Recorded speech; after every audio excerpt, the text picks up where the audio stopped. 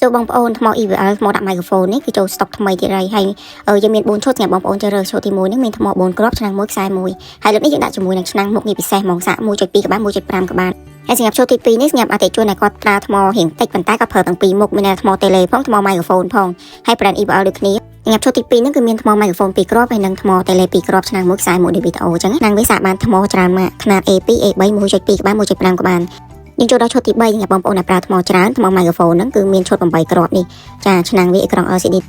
ចាចូលដល់ឈុតទី4នេះសម្រាប់អតិថិជនដែលគាត់មានតម្រូវការថ្មសាក microphone ផងថ្ម tele ផងតែចំនួនច្រើនជាងមុនមួយឈុតហ្នឹងមានថ្ម8គ្រាប់ដែរប៉ុន្តែវាមានថ្ម microphone 4គ្រាប់ហើយនិងថ្ម tele 4គ្រាប់អញ្ចឹងសម្រាប់បងប្អូនដែលមានតម្រូវការបែបហ្នឹងអាចជាវអញ្ចឹងហើយឆ្នាំងវាក៏សាកបានថ្មច្រើនម៉ាកអត់រើសម៉ាកបងប្អូនកម្លាំង 1.2 1.5 ដែរជាការតេស្តផ្ទាល់ជូនបងប្អូនមើលតែម្ដងចូលស្តុកមកលើកនេះមានជម្រើសច្រើនជូនបងប្អូនហើយតម្លៃក៏ពិសេសទៀតហើយអ្វីដែលសំខាន់ហ្នឹងទាំងឆ្នាំងទាំងថ្មហ្នឹងក៏គុណភាពល្អហើយឆ្នាំងមុខងារច្រើនទៀតអញ្ចឹងបងប្អូនពិតជាចំណេញមែនតើខ្ញុំធានាជូនហ្មងគុណភាពល្អជាងតម្លៃប៉ុន្តែស្តុកក៏មានកំណត់ដែរណាបងប្អូនដោយសារយើងមានជាតម្លៃប្រម៉ូសិនពិសេសសម្រាប់ព័ត៌មានលម្អិតសូមឆាតចូលពេកអរគុណ